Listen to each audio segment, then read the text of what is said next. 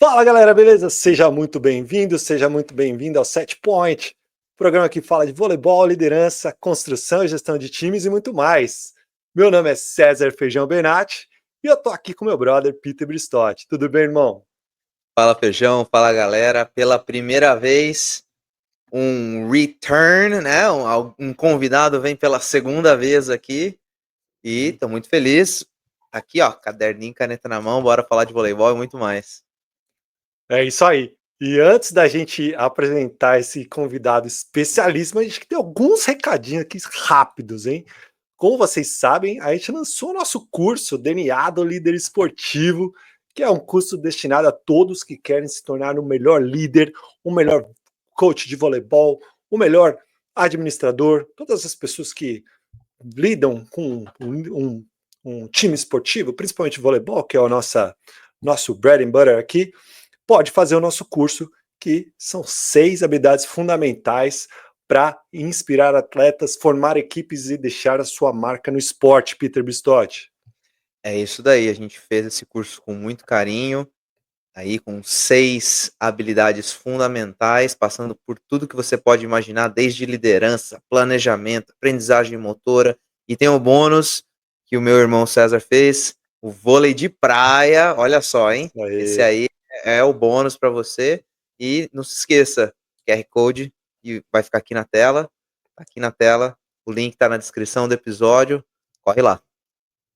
É isso aí. E se você quer vir para os Estados Unidos, legalmente, você tem que contactar o nosso grande amigo Lucas Negrin, que é o dono da nossa querida Nexus Next, que é nosso patrocinador aqui do nosso programa Set Point. E se você quiser vir para os Estados Unidos fazer o seu processo migratório, internacionalizar sua empresa, dolarizar seu patrimônio, até se você for cidadão de outros países, você pode fazer isso. E o Lucas Negrin vai te dar as quantas possíveis maneiras de vir para os Estados Unidos, legalmente, Peter Bristotti? São muitas, hein? São 187 maneiras, é muita possibilidade para você vir para cá legalmente.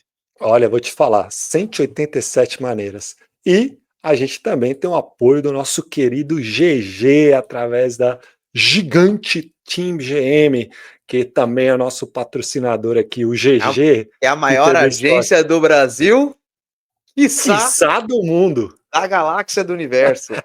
O GG, que é o nosso parceirão aqui, que é o líder máximo da Team GM. Se você quiser saber mais sobre os trabalhos, os atletas que eles representam, entra lá na geraldomaciel.com, vai ficar um QR Code aqui na tela também já, e o link na descrição para vocês acessarem o site da Team GM, que faz um trabalho espetacular lá, liderado pelo GG e pelo Vinhedo, pelo Rafa Vandergor lá na Turquia, pelo Lorena e por outros grandes, o Matheus Bechara, que cuida da base, e muitos outros agentes que estão na Team GM. Mas, indo agora para o nosso convidado aqui, a gente tem, o nosso convidado de hoje é um dos nossos ídolos máximos, diria eu. Exatamente. Então, sem mais delongas, seja muito bem-vindo a volta. Esse canal. De volta. O nosso grande ídolo, Fábio Correia. Fabião, muito obrigado aqui pela presença e a gente vai aprender mais ainda com você hoje. Bom, em primeiro lugar, é um prazer estar com você de novo aqui, né? E, na verdade, vocês hoje são os ídolos de todo mundo que trabalha com voleibol aqui. Imagina. Porque na verdade, o canal que vocês criaram, a forma como vocês estão conduzindo esse trabalho de vocês, tá? Entre nós, o voleibol, a gente fomenta. Você ouviu o podcast do não sei o quê, o que o cara falou, o treinador falou que trabalha dessa forma e tal. Então, para a gente, trouxe um debate, uma conversa que às vezes ela estava meio morna, não estava tão aquecida. Então, parabenizar vocês pelo trabalho que vocês vêm fazendo, que é sensacional para a gente do voleibol e contribuir com o conhecimento de todos aí. Cara, olha, eu vou te falar. Tem um amigo meu que fala assim, ó, ouvir essas coisas dá um quentinho no coração, cara. Dá um quentinho e assim, no coração. Meu coração tá em chamas agora, de tão quente. Não, aquele desenho, o trânsito, eu vou escutando o podcast de vocês no trânsito e tal, nem sinto o tempo passar e para a gente no voleibol foi um grande presente que foi o trabalho de vocês aí e só podia acontecer o que vem acontecendo, crescendo e vai crescer cada vez mais e parabéns para vocês aí pelo trabalho e pela dedicação por disseminar o conhecimento e levantar o debate para algumas questões que vão ser bem interessantes como as de hoje. Olha só, hein? Já fazendo um jabá do episódio, vamos lá, vamos nessa. Que demais. Não, obrigado mesmo, Fabião. Que honra ouvir isso de uma pessoa que tem uma história tão gigantesca no voleibol como você. A relevância que você tem para a nossa profissão é assim, olha, eu não tenho nem palavras. Falando um pouquinho aqui do currículo do Fabião, já há muitos anos preparador físico do Cruzeiro, do Sada Cruzeiro, lá de Minas Gerais, da Seleção Brasileira Feminina de Voleibol também, um dos preparadores físicos da seleção adulta feminina. E o histórico do você vai ficar falando aqui. Que lá vem história. Mais títulos e mais currículo do que as maneiras legais de vir para os Estados Unidos através da net. Sério, coisa linda. Então aqui, ó, dando um contexto do que aconteceu na sua primeira entrevista com a gente lá no nosso antigo canal, só para dar uma informação aqui que eu não sei se você sabe, o seu episódio lá no nosso outro canal foi o mais assistido de todos. Então foi um recordista, temos um recordista aqui do 7 Point Podcast, que foi o episódio do Fábio Corrêa, e a gente, esse episódio tem repercussão até hoje, que a gente fala até hoje disso.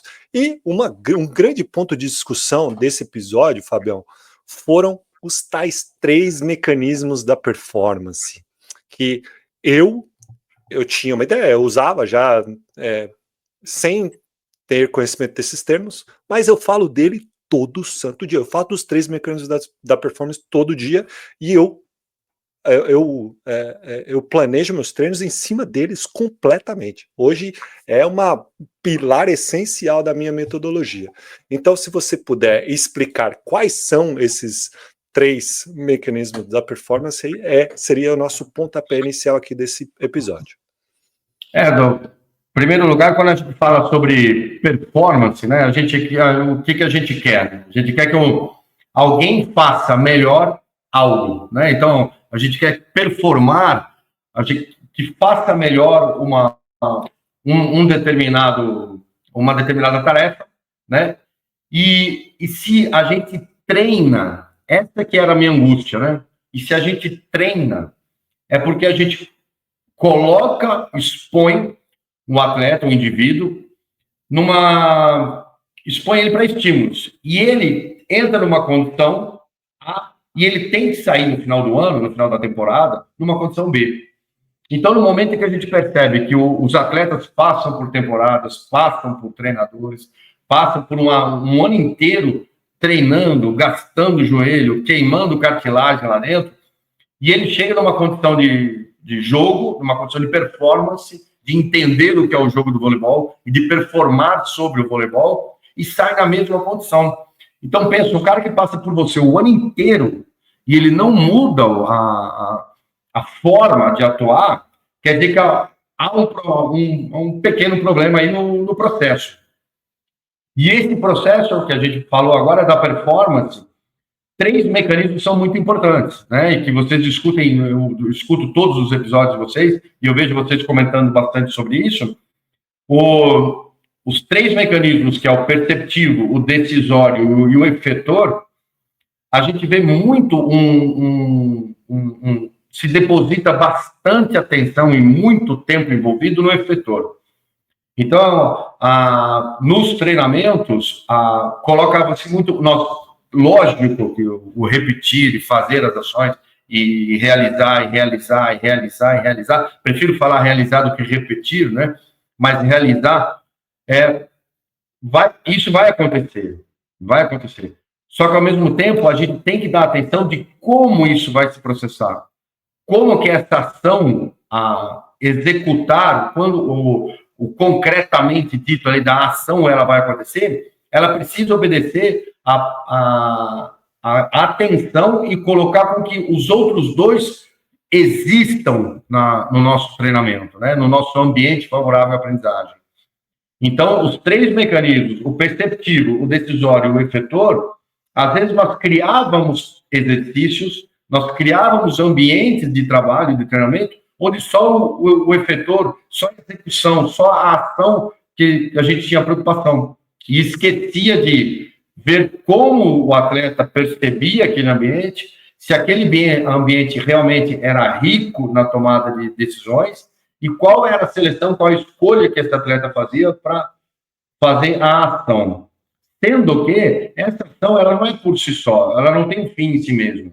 Ela tem um fim de solucionar um problema. Então, só soluciona um problema quem sabe da existência dele. Isso é o principal.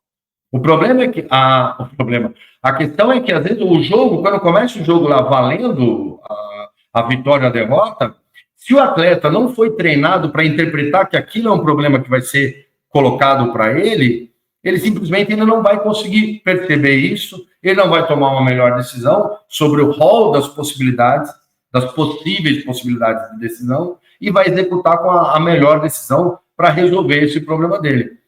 Então, uma coisa que às vezes é importante, que eu quis fazer esse comentário agora, o atleta ele precisa entender o que é a problemática do jogo.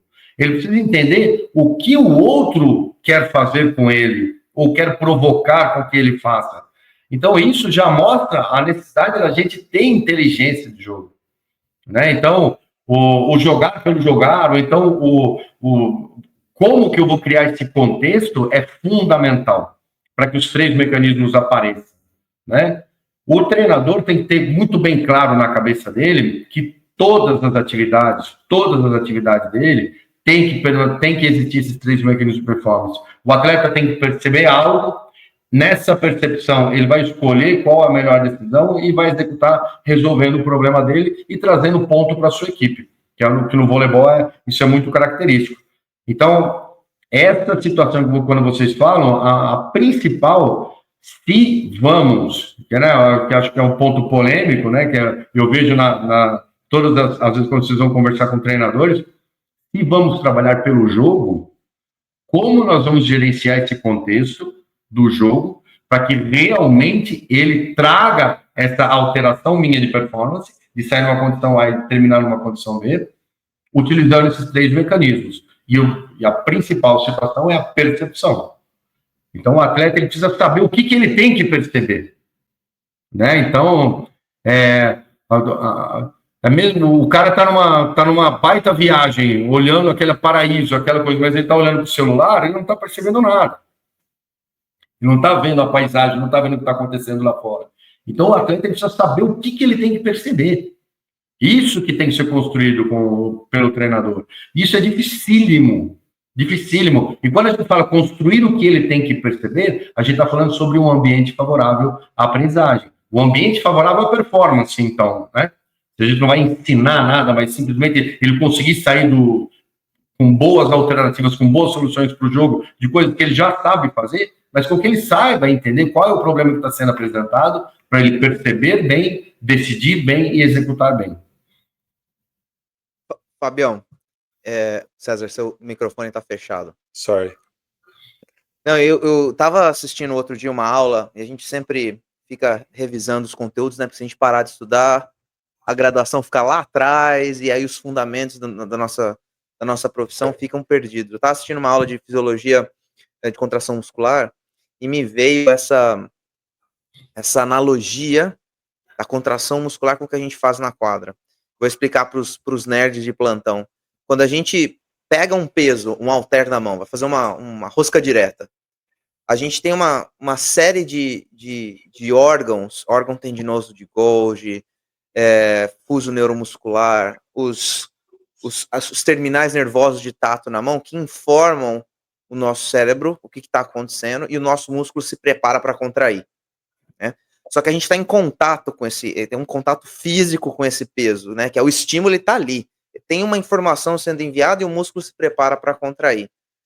Só que quando a gente está jogando voleibol, primeiro que é uma série de movimentos que a gente vai fazer, que nunca se repetem, mas isso é uma questão, ou dificilmente se repetem, isso é uma outra questão. Mas qual que é? A gente não tem esse estímulo tátil. O estímulo, ele é de outra natureza, né? O estímulo que vai informar o nosso cérebro que a gente vai precisar se movimentar, ele está fora do nosso corpo. A gente vai precisar, principalmente, enxergar o que está acontecendo.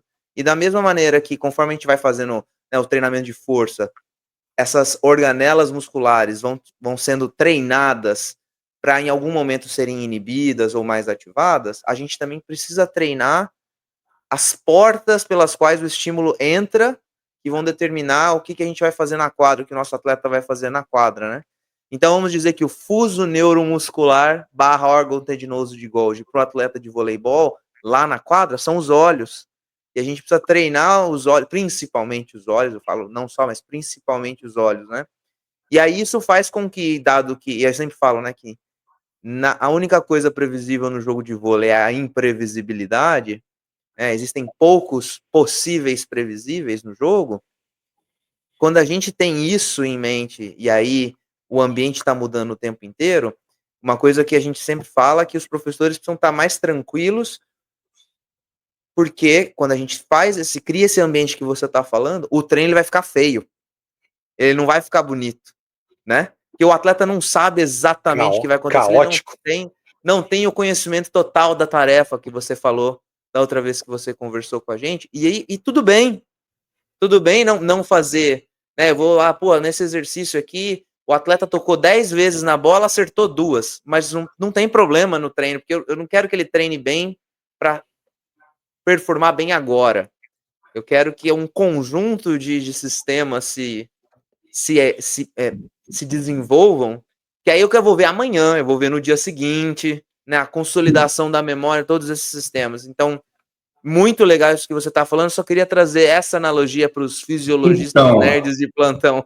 Eu vou precisar voltar no meu livro de fisiologia rapidinho, porque eu me perdi já no fuso. Então, essa analogia sua é interessante, que nem, por exemplo, se a gente vai dar uma informação para o órgão tendinoso de Golgi e no fuso muscular, o fuso muscular é como se fosse uma espiral dentro do músculo, ele vai me dar o padrão de contração, de alongamento, de estiramento daquele músculo em função da carga solicitada, a carga que está sendo colocada para ele.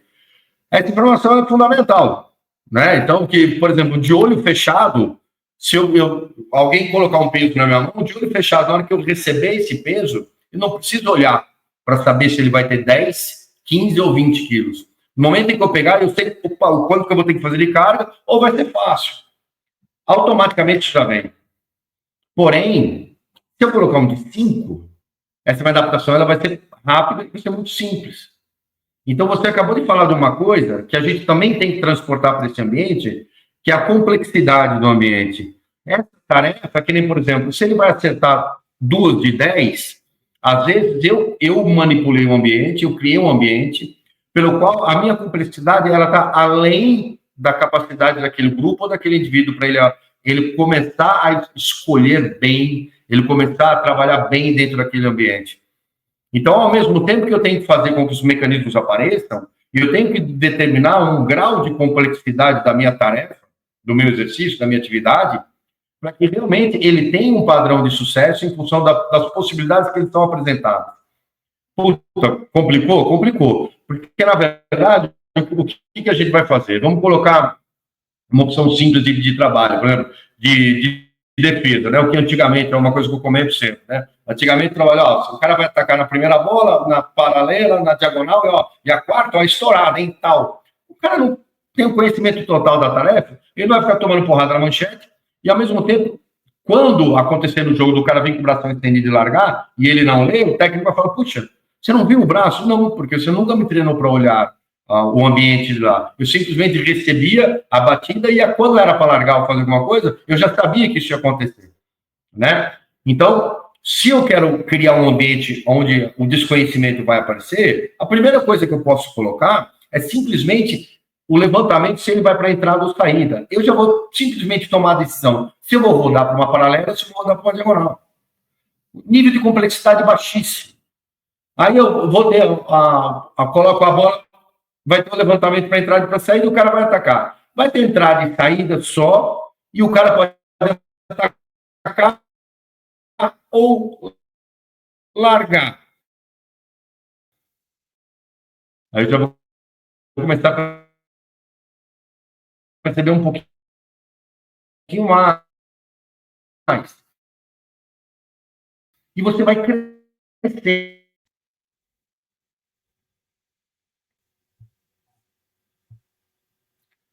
Então, quando a gente fala sobre essa complexidade, dele só tomar a decisão de entrada e saída, o nível de tomada de decisão dele é baixo. Mas ele, para rodar para uma situação outra, ele já está tomando, já está percebendo algo. Né? Se ele vai para entrada ou saída, e se ele vai atacar ou largar, ele sabe que ele vai tomar uma decisão simples e uma percepção de, por exemplo, dar o braço do cara atacando. Aí pode atacar, largar, atacar, ou estourar uma bola no implemento, numa bola, porque ele não sabe se ela vai cair na frente, se vai estourar, se o cara vai atacar direto. Então ele começa a criar, e você vai treinando esse olho crescendo para as possibilidades. Você vai criando uma situação que, dentro da percepção que a gente fala, ele vai começar a criar a atenção seletiva. E o que é atenção seletiva? Ele vai dar atenção para aquilo que realmente merece atenção. Então, às vezes, o aprendiz, aquele que está no início, ele dá atenção para tudo e acaba não conseguindo fazer muita coisa. Então, aí, o nível de erro dele aumenta. Então, o que a gente tem que também, ao mesmo tempo, é progredir com essa complexidade, inserindo elementos para que ele vá cada vez mais tomando melhores decisões e que ele tenha uma possibilidade de sucesso maior. Mas, na verdade, o que não pode é a gente dar o conhecimento total da tarefa para ele, para que ele faça de uma forma mecânica, de uma forma que eu falo acéfala, né? E que a gente acaba criando a tal das bestas esplêndidas, né? Que o Feijão curte. Puta, eu amo as bestas. Quer dizer, eu amo o termo bestas. Eu não amo as bestas esplêndidas, mas eu amo o termo bestas. Acho que é muito bom. E você não começa a criar aquelas situações de máquinas de treinamento, onde todo mundo funciona lindamente dentro do exercício, só que na hora que começa o jogo, ninguém sabe tomar decisão nenhuma. E ninguém chama o jogo para o olho, entendeu? Ninguém percebe as coisas que estão acontecendo. Então, é lindo de você ver uma situação de jogadores que, na hora que o cara já começa a vir desarrumado, o cara já entra tranquilo, já pega essa largada de toque, já entra lá de baixo, facilita, porque é um cara que joga com o olho. O que faz a contração muscular acontecer, e aí no tópico de preparação física a gente pode abordar, o que faz a contração muscular acontecer é o olho. Então, por isso que os métodos de trabalho a gente tem que criar muito para que ele seja cada vez mais lá dentro, manipulando o implemento. Aí o Diogo vai curtir. Manipulando o implemento, trabalhando com a bola. Quanto mais tempo ele tiver com a bola, melhor, porque mais tempo ele vai estar trabalhando e treinando o olho dele. Cara, eu vou dar um testemunho aqui sobre a minha realidade. Então, o time que eu estava trabalhando e agora no meu time que eu estou comandando aqui tem imprevisibilidade o tempo inteiro. Eu falei para as minhas atletas, a coisa mais importante que a gente tem que ter é imprevisibilidade, para ter esses 3 mecanismos sempre presentes. E aí, se eu voltar atrás lá na minha história como atleta, principalmente, como outras situações que eu vivi na minha vida, o treino parecia um balé. O balé, tudo ensaiadinho, as pessoas sabiam onde a bola ia, fazia o movimento completamente ali ensaiado, vamos dizer, né? E aí no treino acontecia tudo, umas mil maravilhas, com um errinho aqui, outro ali, mas, pô, era um treino lindo. Aí chegava no jogo, era um caos. Aí ninguém sabia resolver os problemas, era um samba do crioulo doido.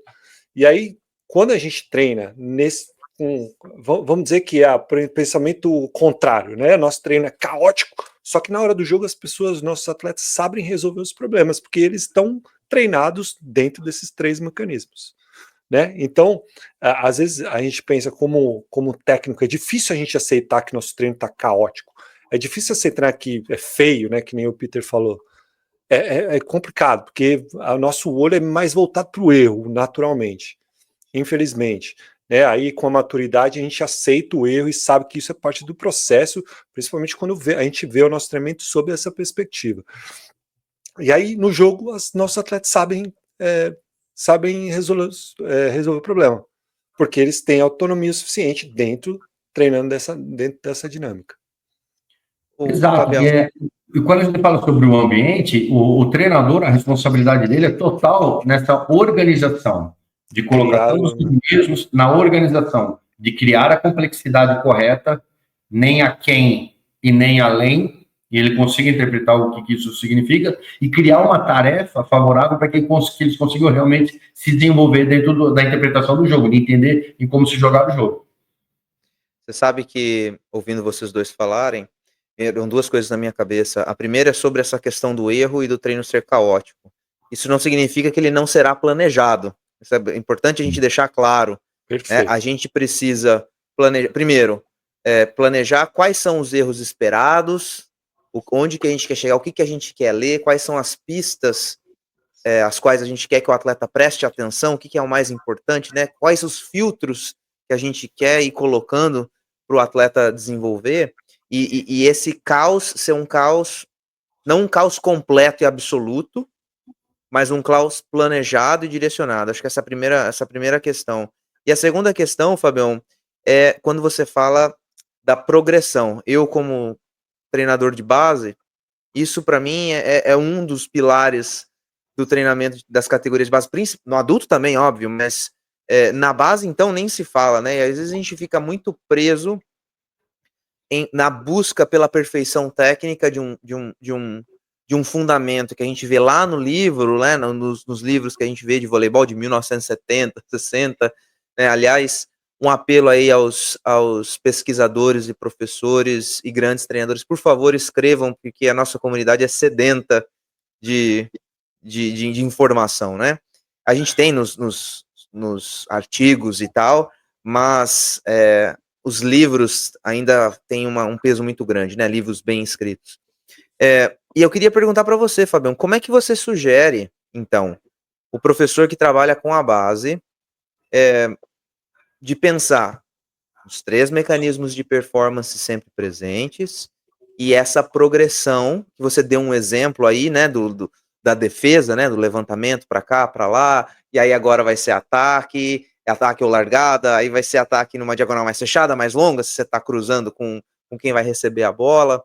O que o professor que está na base precisa pensar para daí ele delinear essa progressão envolvendo os 3 mecanismos de performance?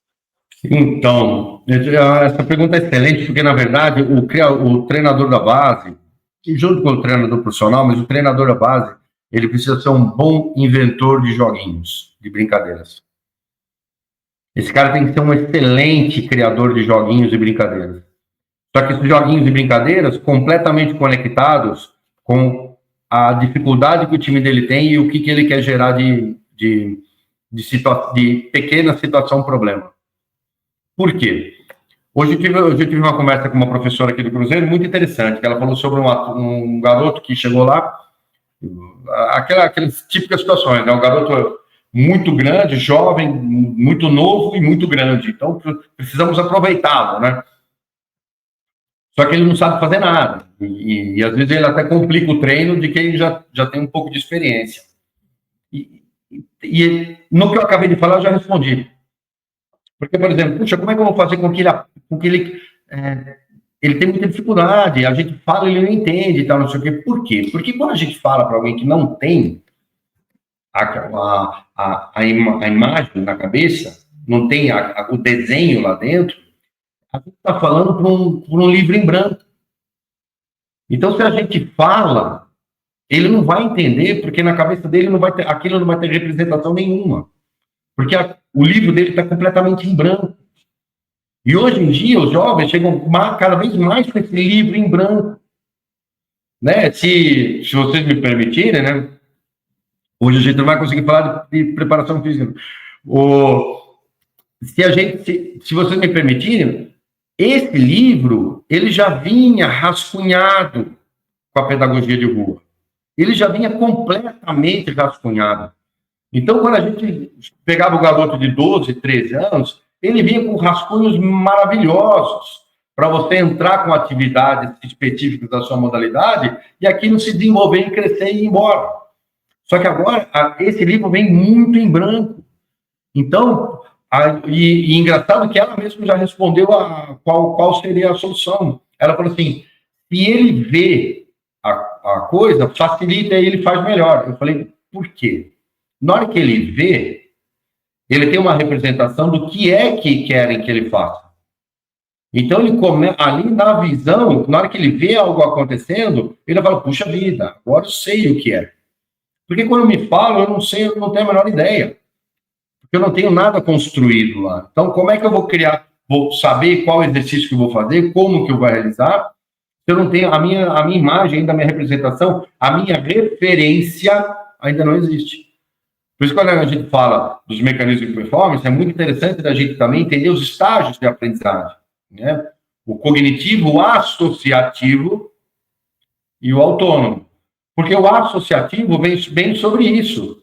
Eu já começo a associar com algo que eu fiz, com algo que eu vi alguém fazendo, o que eu vi o meu colega fazendo, o que eu vi o professor demonstrando, que eu vi o cara que joga bem lá na seleção na TV fazendo. Então ele já começa, ele tem uma imagem na cabeça. Então fica muito mais fácil dele realizar algo porque ele construiu. E a pedagogia da rua vinha com isso, ela trazia esse rascunho de várias habilidades, de vários movimentos, de várias estratégias que a gente tinha para pular cela, para esconde-esconde, para 3 dentro, 3 fora, para ataque de meinho, para taco, para N outras situações que a gente fazia e que nos ajudavam a resolver problemas na hora que a gente queria jogar voleibol, futebol, basquetebol, handball, na hora que a gente queria fazer qualquer outro tipo de coisa. Isso é tão maravilhoso isso, porque em algum momento a gente perdeu a gente não se ligou como profissional da educação física e técnico de vôlei, que isso aí estava em desuso, que isso aí que esse livro chegava em branco para a gente, não rascunhado, né? E a gente continuou nessa de, não, vamos treinar 125 mil passes na direita. Tudo bem, antigamente a pessoa melhorava, porque ela também tinha esse backup do livro rascunhado que você falou, né? Hoje em dia está em branco e a gente está limitando nossos atletas através dessas metodologias de alto volume de repetição com conhecimento total da tarefa. Então, professor, vamos fazer essa engenharia reversa sabendo que nossos atletas são livros em branco, em termos de aprendizagem motora. Maravilhoso. Nós precisamos, então, trazer a rua para dentro do treino. Isso, e não é um processo tão simples. Não é um processo tão simples. É o que o Peter falou. É o que o Peter falou de planejar o treino, que não é só deixar jogar. Tem muito. Pois trazer a rua. Manda pra gente, Fabião. O que seria, então, uma possibilidade, ou algumas possibilidades, para os professores? Porque a gente poderia terminar a conversa aqui, partir para a preparação física, e aí o professor vai continuar indo para o treino. Essa molecada não tem coordenação nenhuma. O que a gente pode fazer, então, nós, professores da base, para tentarmos, de alguma forma, rascunhar esse livro no treino, lá no ginásio? Sim. Quando eu falo sobre atividade, brincadeiras e jogos, é tentar trazer aquilo que a gente, não de forma institucional, não de forma sistematizada, a gente criava para nós. Aí você pega, né? Você vai num jogo de voleibol da seleção brasileira, vê o que é o jogo, aí você vai para lá, quais brincadeiras, quais ações, quais atividades lúdicas, quais joguinhos de 3 contra 3, 2 contra 2, 1 contra 1, com área restrita, com rede mais alta, mais baixa, com 1, 2 bolas. O que eu posso criar de brincadeiras e atividades com que elementos do que eu vi lá vão começar a surgir aqui, vão emergir aqui. Então, esses joguinhos, essas brincadeiras, essas atividades, que vai ser com bola, que vai ser lá na iniciação, nos pequenininhos, que vai ter que segurar a bola, ele vai ter que ter um contato com ela, depois ele vai ter que aprender a ter um contato reduzido, diminuindo esse tempo. E como é que eu vou traçar com que ele faça, com que ele direcione essas ações para cada vez mais próximo de um elemento do jogo e esse elemento do jogo se transformar no jogo no futuro. Então, não é simplesmente fácil de falar assim, eu vou trazer a rua para dentro da minha atividade, né? O Alcides Scalia, da Unicamp, ele trata disso muito bem, né? E é de uma complexidade, de um entendimento muito mais profundo do que seria a gente conseguir estruturar esses jogos dentro da cabeça do nosso aprendiz e do nosso iniciante dentro do voleibol, ainda mais do voleibol, que tem um contato de fração de segundo com o implemento, com a bola, né? Como que a gente pode progredir nessa situação? Mas o principal é a gente criar atividades e joguinhos e brincadeiras em grupos reduzidos para que a gente consiga trazer esse maior contato com a bola, maior contato com as ações que aquele jogo pode me trazer com pequenos elementos aqui na minha brincadeira. Estafeta é uma situação que a gente pode trabalhar bem, né? E esse nos aquecimentos dos adultos que a gente pode brincar, né? Uma atividade que ela não é o fim, mas é uma atividade que ativa muito os meus atletas, é o futebol. Então, hoje em dia, os meus atletas, todo o dia de jogo, na manhã, o manchetão, na verdade, é o futebol. Então, de você ver atleta que no primeiro dia ele saltava com a cabeça para baixo, assim, ó, querendo dar a cabeçada, a bola caiu 1 metro dele. Hoje, você vê os caras de habilidade, os caras dominando, passando de peito, passando de ombro, passando de joelho, dominando, tocando a bola direto, tocando um para o outro. O crescimento das habilidades deles, simplesmente oferecendo um jogo mais simples. Onde quem coloca a bola na atividade é o treinador, dos dois lados, onde eles têm que conseguir aprender a rebater com qualquer parte do corpo que não sejam os braços. Então, isso ativa muito mais o deslocamento de perna, porque eles têm que estar embaixo da bola, muito próximo dela o tempo todo, então não dá para economizar no movimento para ir lá com o braço e buscar. Então, eu ativo muito mais o deslocamento de perna deles e eu subo o nível de atenção e de foco da atividade deles muito ali no começo. Então, é uma atividade que acabou criando uma situação de aquecimento, de preparação para depois para a atividade fim, e a melhora deles nessa atividade foi gigantesca. Hoje em dia, a gente vê todos eles participando e atuando, e essa bola fica no ar muito mais tempo do que ficava antigamente. Então, é uma forma de que a gente pode criar joguinhos de largadas, joguinhos de toque, joguinhos de empurrada, joguinhos de batida na bola, onde essa bola tem... Você coloca uma meta, então uma área definida, onde ele já começa a trabalhar a precisão, de brincadeira. Então, sempre trabalhando com metas, nunca falando de pedaço de corpo, né? Olha só que legal, Fabião. Você deu um exemplo aí espetacular. E fazendo esse futevôlei no adulto, não está aquecendo só o corpo. A gente não está aquecendo só o mecanismo efetor. É o tempo inteiro a leitura e a tomada de decisão, inclusive no aquecimento, né? Outro dia eu estava aqui com uma galerinha 3ª, 4ª e 5ª série, bem pequenininhos. E a coisa mais legal do vôlei é atacar, né? Então a gente começa o processo pelos fundamentos do ataque. E aí na nossa primeira aula a gente foi jogar queimada. Para minha surpresa, tinha muitas crianças que nunca tinham jogado queimada. Então, olha só, né? A gente precisa pensar nisso. Aprendemos a jogar queimada no primeiro dia. No segundo dia, a gente colocou a rede bem baixinha e a queimada era por cima da rede, né? E aí, no outro dia, eles pediram para jogar queimada de novo. Então, a gente começou a colocar setores na quadra que, se a bola pingasse lá, era como se eles tivessem perdido um atleta. Então, a molecada já começava a partir para alguns cantos da quadra para se defender e, ao mesmo tempo, defender aquela região da quadra. Então, já começava a ver, né, que estava girado para um lado, estava girado para o outro, e aí a criança que estava lançando a bola começava a saltar de frente para um lado e lançava para o outro, né, e nós não precisamos explicar nada de fundamento de ataque nesses primeiros 3, 4 dias aí. Então, para dar mais um exemplo aí do que você disse, né, da preparação da atividade com um objetivo claro, ou alguns objetivos claros, mas ao mesmo tempo deixar as crianças e os atletas explorarem as possibilidades dentro dessa atividade que a gente propõe, né? Não teve ninguém em cima do caixote ou na parede. Exato.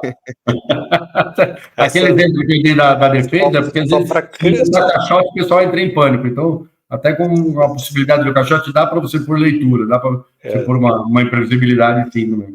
Só para criar uma pequena polêmica aí. Muito bem. Muito bem. Foi um relato Alegria, alegria, mais uma vez, Lucas Negrinha aqui falando da Nexus Next. E hoje vocês têm um convidado, o Peter Feijão. Ele é o mestre dos mestres na profissão que esse rapaz exerce. Fabião, que prazer inenarrável participar do mesmo programa que você. Já nos conhecemos pessoalmente, você é um cara incrível, você é um cara de uma energia maravilhosa, eu não tenho por que ficar chovendo no molhado, mas você é um cara realmente muito diferenciado. Aliás, quem nos assiste não precisa ser um Fábio Correia, pode ser apenas um profissional qualificado que tem um bacharelado, 5 anos de experiência, não precisa ter todos os títulos que ele teve. Você fazendo o feijão com arroz já é o suficiente para você ser elegível a um visto imigratório. Eu estou falando de Estados Unidos da América, que vai sediar a próxima Olimpíada em 2028, mas logo em 2026 tem uma Copa do Mundo. Então você do esporte, você de qualquer segmento, saiba, 50% do mercado e do consumo mundial está nos Estados Unidos. Então, olhe para a sua carreira, saiba que você pode sim, com estratégia, dar o próximo passo aqui nos Estados Unidos. QR Code na tela, eu, pessoalmente, falo com cada um de vocês para dar um carinho, uma atenção e realmente informações de muita qualidade. Peter, Feijão, a bola está com vocês. Fabião Correia, aquele beijo carinhoso para todos e vamos nos falando. Conta comigo, Nexus Next, seu próximo passo aqui nos Estados Unidos. Foi um resgate espetacular esse que nós fizemos sobre nosso primeiro encontro, e acho que a gente podia ficar aqui mais algumas 3.000 horas falando sobre isso. Mas eu queria, Fabião, se vocês me permitem, vamos falar de preparação física, então, né? Minha primeira pergunta para você é, em termos gerais, e você já deu algumas pistas para a gente, né? Quais são os conceitos, os pilares, né, os conceitos fundamentais para a gente montar um programa de preparação física? Quando a gente fala, principalmente em modalidade esportiva, modalidade coletiva, né, a preparação física, na verdade, eu vejo, né, a gente preparar o atleta, estruturar um atleta para que ele esteja lá dentro da área de jogo. Primeiro, se a gente discutiu tudo isso até agora, o fundamental é isso, é que ele esteja lá dentro da área de jogo, se conectando com a atividade fim, com o jogo, né? Então isso é o principal. Se ele vai saltar 3 centímetros a mais, se ele vai chegar 0,2 segundos antes no deslocamento, isso é ótimo. Mas, na verdade, quanto mais tempo ele estiver lá dentro do jogo, é interessante. Então, quando a gente fala preparador físico, a gente fala assim, é o cara que cuida do amontoado de músculos, né? Só que esse amontoado de músculos, ele só vai se mover na nossa atividade se o olho captar algo. Então, a gente já deixou isso bem claro. O olho é o start para que eu tenha uma movimentação. Então, o mais importante, né? E eu tenho que eu vejo como um conceito principal da preparação física no voleibol, é você criar uma estrutura para que esse atleta fique lá dentro de quadra e consiga desempenhar bem as ações dele. Como que ele vai criar essa estrutura? Estratégias de trabalho muito, muito variadas, né? Só que, quando eu falo sobre o amontoado de músculos do atleta de voleibol, cada um tem um amontoadinho diferente. Então, eu acabo me tornando um personal trainer de cada jogador. Eu tenho um jogador que nem o Wallace, que nem era o Felipe fechando a carreira com 41 anos, o Lucão que está com, se não me engano, 39. E eu tenho atletas de 17, 18, 19 anos incorporando adulto e treinando com a gente. Então, eu tenho que ter uma leitura sobre o que cada corpo, o que cada atleta teve de história. Só que no momento em que eu preciso ter esse entendimento, vem o primeiro pilar aí fundamental. Eu preciso ter um conceito de corpo bem elaborado. Se eu tenho um conceito de corpo fragmentado, pode ser que eu não tenha uma análise muito interessante do que é performance atlética. Eu posso, de repente, ter um bom entendimento da estrutura, do que é uma cintura escapular, do que é um joelho, né, que ele fala tanto do problema do joelho, Mas, na verdade, cada indivíduo ele me traz uma informação, uma história e um acúmulo de trabalho completamente diferente. Então, eu preciso treinar o meu olho como preparador físico, eu preciso ler bem cada indivíduo. Mas, para eu ter uma boa leitura, eu preciso ter um conceito de corpo muito bem elaborado. Então, se eu tenho um conceito de corpo que a anatomia me deu, é fundamental, eu preciso ter. Mas, ao mesmo tempo, eu preciso ter um pouco desse entendimento funcional do que é esse corpo.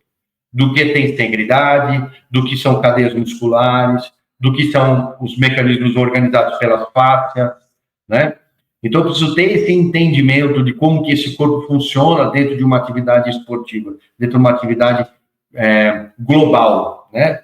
Global, movimento como um todo, tridimensional, em todos os planos, coordenada e organizada, mesmo eu não tendo imagem do que está acontecendo, eu saber como que esse corpo se comporta no espaço e no tempo.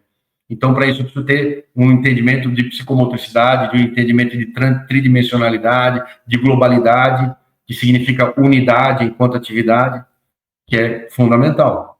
E isso é complexo. Isso é muito mais complexo do que um entendimento do corpo assim.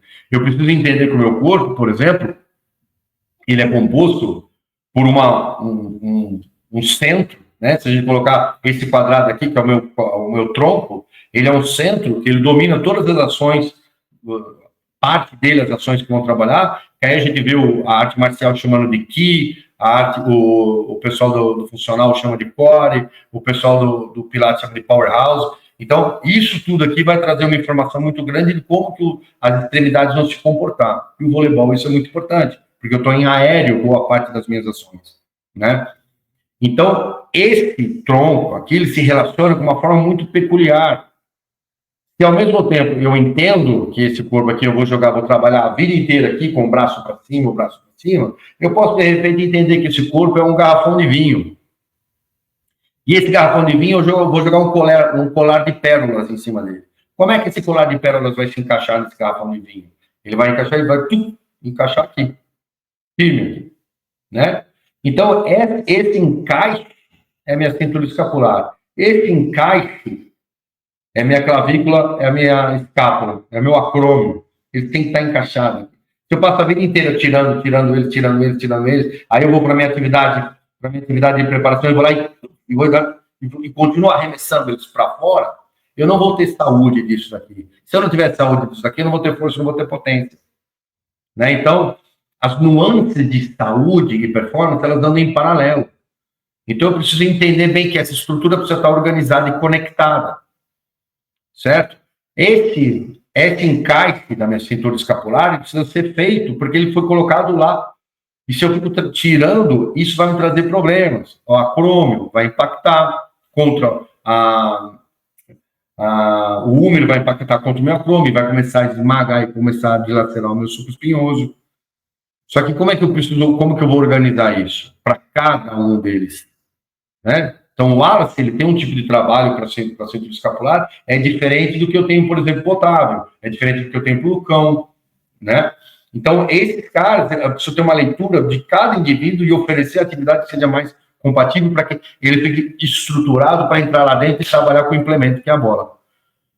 Esse tronco, olha que interessante se a gente observar o conceito do corpo nesse nível. Esse tronco, ele é um quadrado aqui, na verdade um cilindro, certo? E ele tem 4 relações, né? Que são abóbodas dessas relações. Essa primeira relação é uma abóboda aqui. Então, essa abóboda aqui, ela chama glenoide.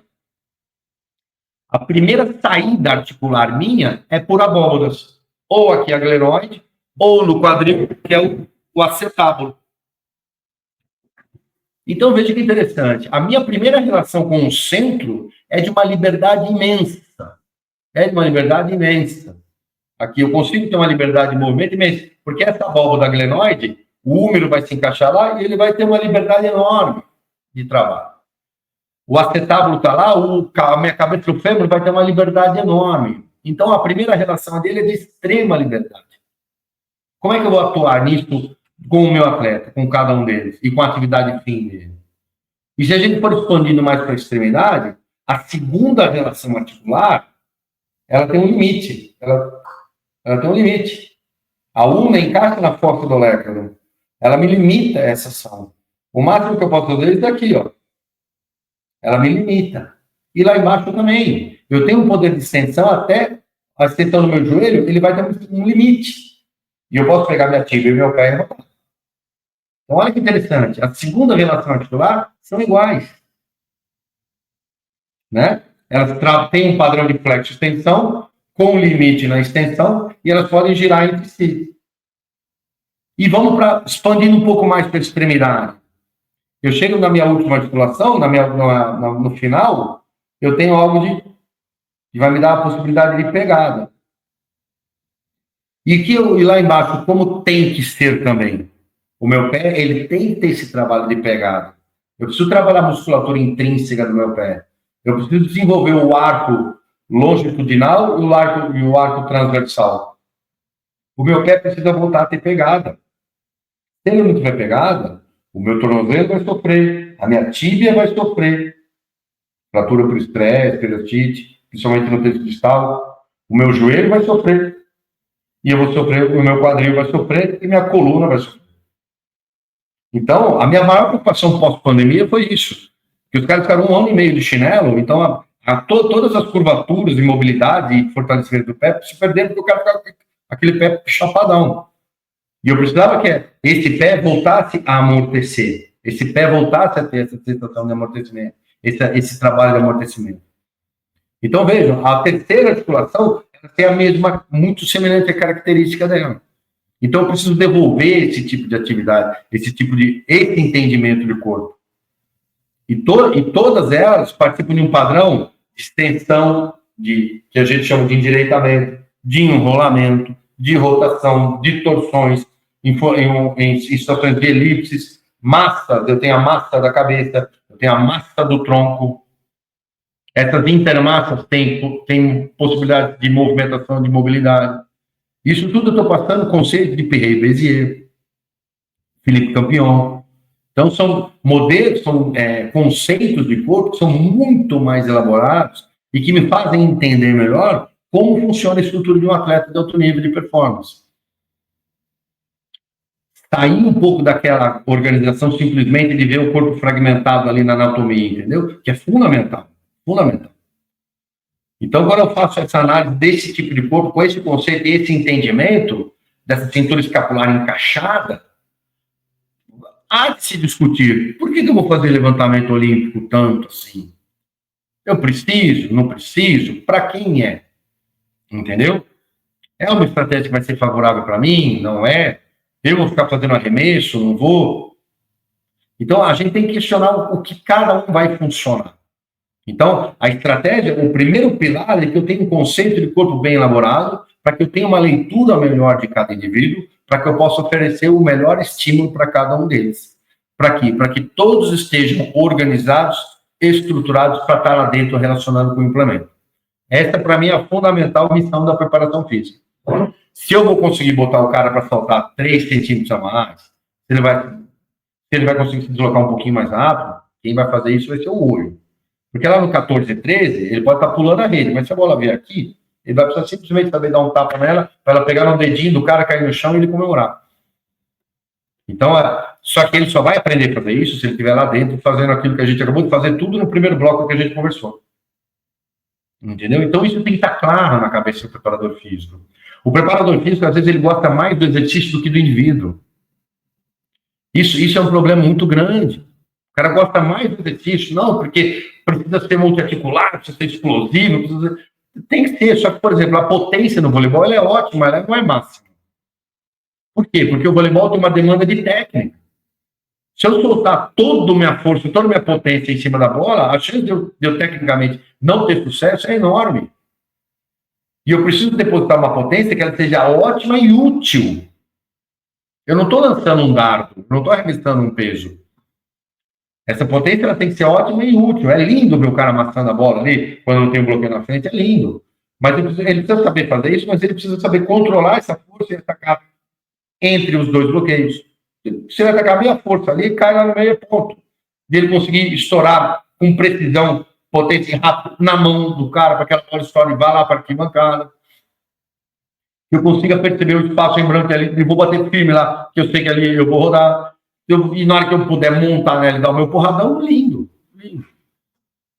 Então, esse entendimento de corpo que eu acho que é fundamental para que a gente tenha, para resolver, para cada estrutura de cada atleta, ele estar lá dentro se relacionando com o implemento. Senhoras e senhores, nós estamos de frente a uma quebra de paradigma de décadas. Né? Que os grandes preparadores físicos já têm acesso e já pensam sobre isso, mas o legal de você falar sobre tudo isso pra gente, Fabião, é que agora muito mais gente vai começar a pensar na preparação física, em vez de eu pensar, né, de flexão somente, flexão do bíceps, flexão do cotovelo, bíceps e braquial.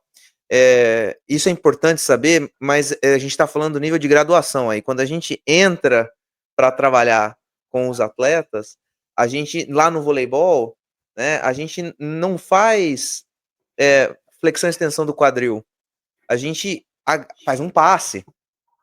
Né? A gente faz um passe à esquerda, a gente faz um passe à direita, e esse passe à direita, o segundo passe à direita vai ser diferente do primeiro. Então, quando a gente começa a enxergar um corpo que se move com várias articulações ao mesmo tempo ali se movendo coordenadamente, a gente começa a pensar na pessoa e quais são os movimentos. A gente adequa o movimento à pessoa e não o contrário. Isso é fantástico, fantástico. Para que os atletas, de novo... Sem dúvida nenhuma, eu trabalho com movimentos multiarticulares, trabalho muito com movimentos analíticos, trabalho com muitas situações convencionais. Eu organizo, por exemplo, hoje, o meu supino com base diferente, eu organizo o meu pullover com base diferente, eu organizo estratégias de trabalho completamente pensando num pequeno grupo, vou pensar também muscular. Mas a ideia é que eu estou pensando naquele pequeno grupo muscular porque o jogador tal precisa daquele estímulo. O jogador do outro lá, não, eu posso trabalhar de uma outra forma. Mas a gente resolvendo problemas. Eu me torno também um solucionador de problemas, na verdade, no meu dia a dia, e organizando para que todos tenham uma estrutura bem armada, com um tônus elevado, para que a repetição lá dentro, e o nosso grande vilão, que é a força e reação do solo, não interfira tanto na performance em função na linha do tempo, dos anos de treinamento, dos anos de trabalho desse atleta. Espetacular. Fabião, antes de eu partir para a minha próxima pergunta, eu tenho uma pequena pergunta ainda dentro desse tema que a gente conversou agora.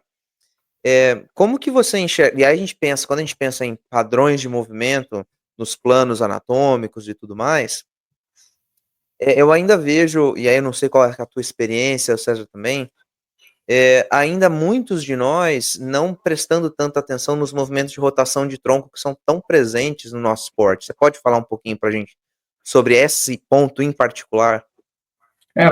O que a gente tem que ter muito, quando eu falo sobre o conceito de corpo, a gente vai entender também como esse corpo se movimenta.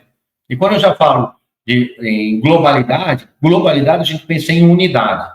Né? Então, as relações em que um movimento do voleibol vai trazer, ou então a repetição desse movimento pode trazer, para mim, a globalidade. E o voleibol, o sistema cruzado é utilizado muito, de uma forma muito grande.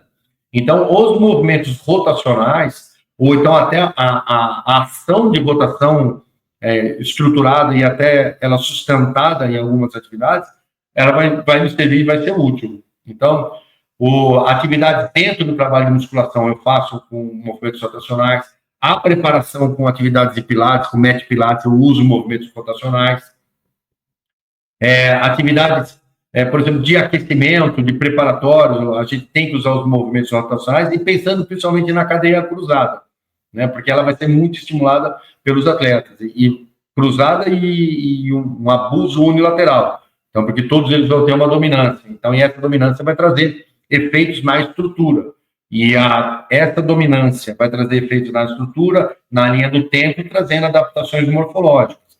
Essas adaptações morfológicas, elas poderão ou não trazer problemas para minha estrutura. E trazendo problemas para a minha estrutura, vai diminuir a minha saúde e vai diminuir a minha performance. Elas estão andando em paralelo. Então, eu tenho que ir identificando o que cada um vai sofrer, vai sentir com esse acúmulo de atividades repetitivas que o esporte traz e como que isso vai sofrer para cada estrutura. E se essa estrutura realmente vai ter uma adaptação morfológica positiva ou não. Né? Porque eu já tenho duas situações, né? Eu tenho a estrutural e a funcional. Eu tenho atletas que já vêm com uma estrutural que também pode ser prejudicial para mim.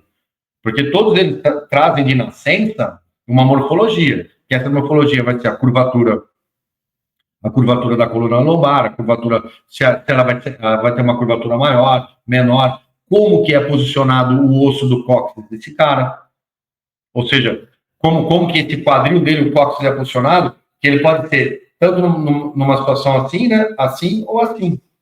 Isso vai me trazer uma L5-S1 completamente diferente para cada um deles. Isso vai me trazer uma lombar retificada ou não. Né? Então, qual a estratégia que eu vou conseguir trabalhar para cada um deles? Eu vou ter um cara que vai ter um acrômio tipo 1, tipo 2, tipo 3. O cara que tiver acrômio tipo 3 está frito com atividades overhead.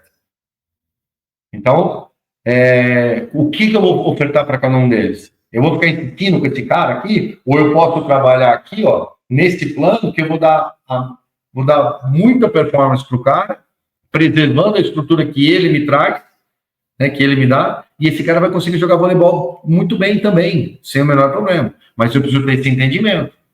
Né? Isso pensando numa questão estrutural, o cara nasceu assim. E o funcional, que vai trazendo, às vezes, uma escápula lá, esse cara vai rodando, vai perdendo escápula. Isso está trazendo consequência ou não? Eu vou corrigir a escápula alada do Wallace, sendo que ela nunca me trouxe sintoma e problema nenhum. Eu vou querer colocar ela no lugar, vou deixar ele dormir com o peitão aberto. Né? Então, é esse entendimento que eu vou ter. E tem gente que vai rodar um pouquinho a escápula, esse úmido vai rodar interno e vai impactar contra a cromo e vai começar a rasgar o supra. Vai começar a trazer a atrofia do infra.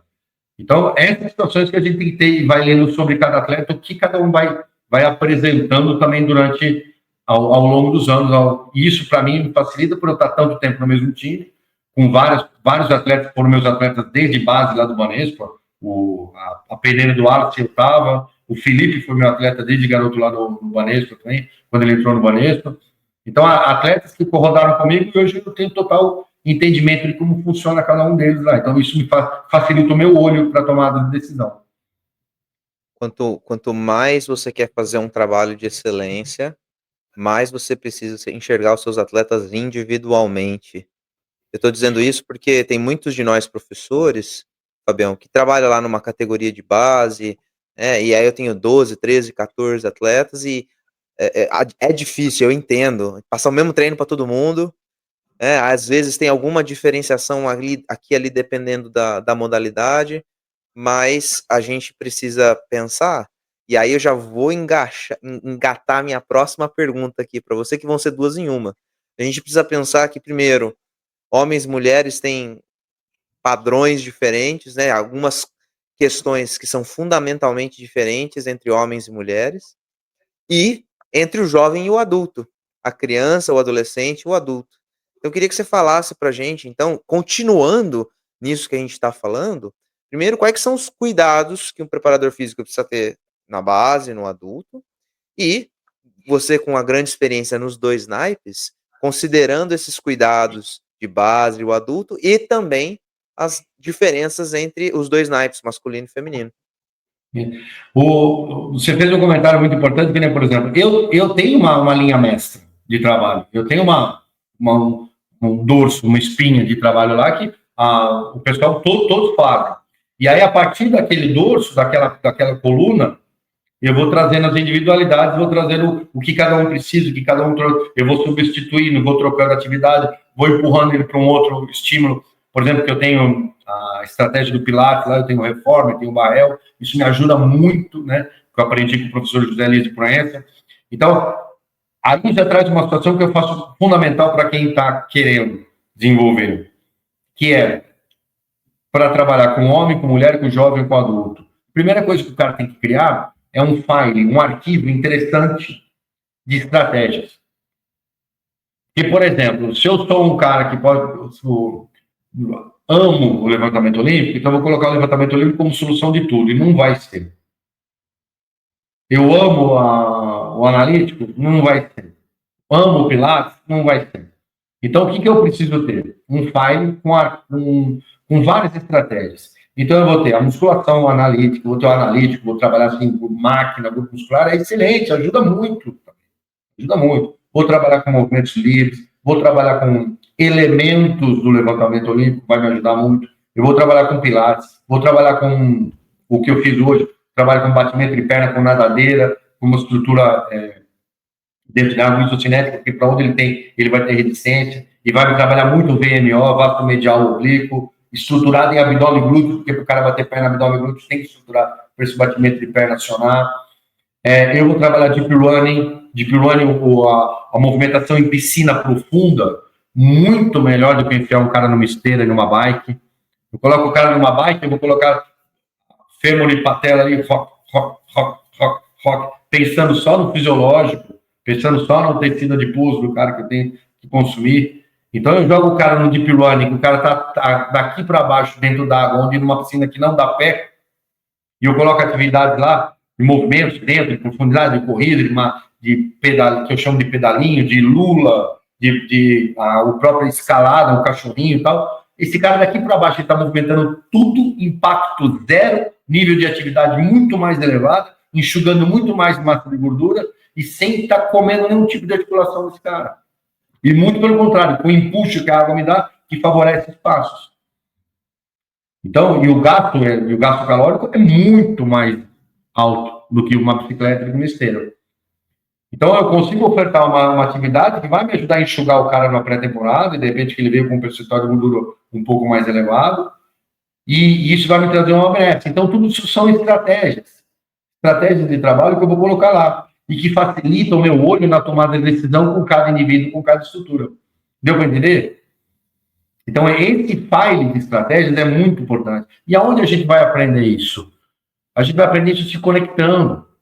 Várias atividades eu aprendi com fisioterapeutas, né? Então, eu ia ver o médico analisava o meu jogador, falava qual era o mecanismo de lesão e por que aquele mecanismo de lesão aconteceu. Aí eu vou tentar gerar a origem do movimento dele e vou começar a treinar e fazer com que ele faça aquele movimento de forma mais segura, com mais sustentação, com mais tônus, com mais organização. E essas estratégias, muitos dos fisioterapeutas me deram. Quando você falou sobre engenharia reversa, é excelente. Um cara que eu falo que todo mundo deveria fazer o curso dele chama-se Ivaldo Bertazzo. Ivaldo Bertazzo, para quem não conhece, é um coreógrafo. Ele deve ter uns 70 anos. Esse cara ele é coreógrafo, né? Fez peças de teatro, de dança espetaculares. E ele, por ser coreógrafo, o que ele fez? Ele viajou o Oriente, viajou o mundo, vendo todas as manifestações de movimento humano. Então, esse cara ele foi ver o movimento humano primeiro. Como que o corpo humano se movimentava em várias situações no Oriente, na China, no Japão, na Índia. Então, ele foi conhecer como o corpo se manifesta no seu movimento. Depois que ele entendeu o movimento humano, aí que ele foi para o fragmento, aí que ele foi estudar as estruturas. Né? Então, ele viu como aquele corpo se movimentava e o que ele sugeria de estratégia, de movimentos, tal, para depois ele ver as estruturas. Então, ele fez um inverso do conhecimento dele e ele criou uma metodologia de ensinar as pessoas, que ele chama Escola do Movimento, de Ivaldo Bertazzo, que é em São Paulo, que é fabulosa. O curso dele foi uma das melhores formações que eu fiz na minha vida, se não for a melhor que eu fiz na minha vida. Então, acho que vale muito a pena esse entendimento. E aí você começa a observar a estrutura, o indivíduo com um outro olho. E quando a gente fala sobre o jovem e o adulto, o jovem, ele vem com hoje um livro muito mais incompleto, muito mais em branco, e você tem que oferecer atividades. Era muito mais fácil antigamente ofertar um trabalho muscular para os atletas do que hoje, né? Então eu preciso ofertar atividades pelos quais ele consegue ter um entendimento do que o fuso dele faz, do que o órgão tendinoso dele faz e como que essa comunicação vem para cá. Então, atividades proprioceptivas, atividades desafiadoras, unipodais, né, com apoio, 3 apoios, ele precisa perceber o corpo dele, o tamanho que esse corpo dele exerce no espaço. Então, Isso é muito importante. Para o cara adulto, eu já preciso ver o que a linha do tempo já fez com ele. E como que eu posso dar para ele estrutura para que ele permaneça mais lá dentro. Com o homem, eu consigo ofertar uma atividade que eu sei que ele vai ter uma organização mensal de trabalho, e ele vai ter uma possibilidade de ritmo dentro de todas as semanas. A mulher, em virtude do ciclo menstrual, eu não posso e não devo cobrar dela a mesma situação de ritmo durante todo o período. Eu tenho que entender que eu posso oscilar com volume e intensidade. Eu tenho que entender que eu posso oscilar sobre mais força e resistência.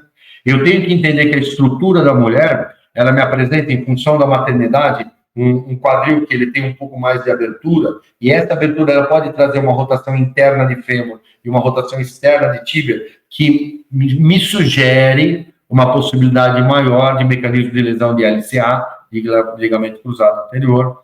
Então, eu preciso entender essas situações. A mulher em função do ciclo hormonal mental e até dentro de uma estrutura de estresse, ela pode ter uma liberação hormonal diferenciada durante o ciclo, durante o mês. Ela pode, por exemplo, estar com sensações muito importantes de que a gente tem que captar para a gente conseguir influenciar na performance no treinamento dela. E organizar isso. Por exemplo, hoje em dia, a gente tem a médica a doutora Tatiana Parmigiano, que faz um trabalho excelente na área de ginecologia do esporte. Então, hoje tem todo um trabalho em cima da mulher atleta, do RED, né, que é a síndrome de deficiência energética, que a gente já abandonou um pouco a questão da tríade da mulher atleta, mas assim a síndrome da deficiência energética, a importância que tem de a gente entender a saúde da mulher atleta na relação tanto da ginecologia do esporte, quanto da nutrição da mulher, da necessidade da gente ter a informação de condição de energia para que ela consiga ter e fazer as suas atividades. Então, hoje, o entendimento da complexidade é muito maior de tomada de decisão da gente que vai fazer o treinamento do que simplesmente qual exercício eu vou colocar. Então, essas diferenças, tentei ser o mais breve possível, mas da diferença do adulto para o jovem e do homem para a mulher. Se você está me vendo no YouTube, 3. Nós temos pelo menos mais 3 episódios com Fábio Correia aqui. Pelo menos 3.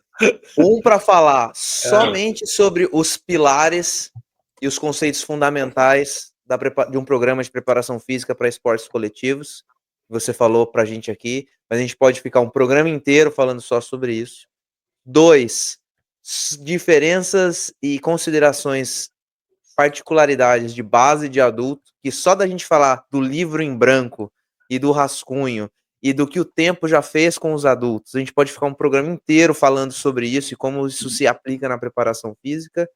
E diferenças entre homens e mulheres. Por isso que eu falei, são 3, pelo menos 3 programas que a gente podia ficar aqui mais conversando, e eu tenho certeza que quem está nos assistindo já quer saber quando que vai ser o próximo, hein? Espetacular, Fabião. Eu já queria colocar o Fabião como ele tem um programa por mês só dele.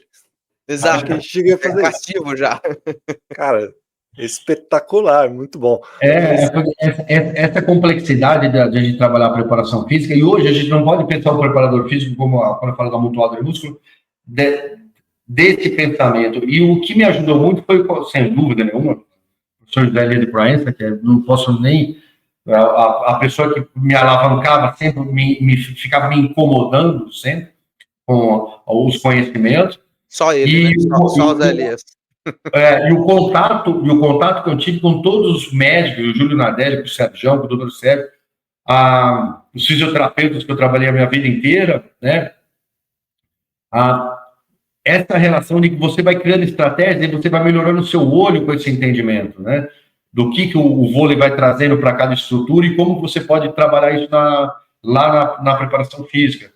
E em conjunto com esses profissionais. Isso me ajudou muito a crescer e melhorar o meu olho, né, com relação aos tomadas de decisão, a captação de estratégias de trabalho.